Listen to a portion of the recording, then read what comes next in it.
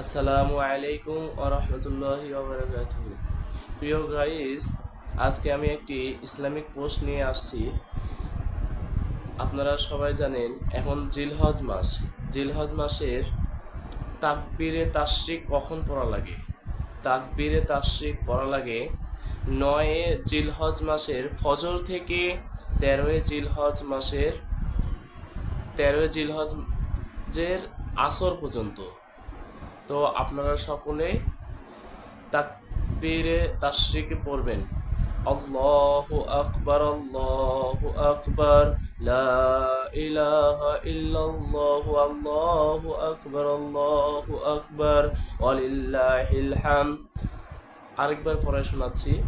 আল্লাহু আকবার, আল্লাহু আকবার, লা ইলাহা ইল্লাল্লাহু, আল্লাহু আকবার, ওয়ালিল্লাহিল হামদ।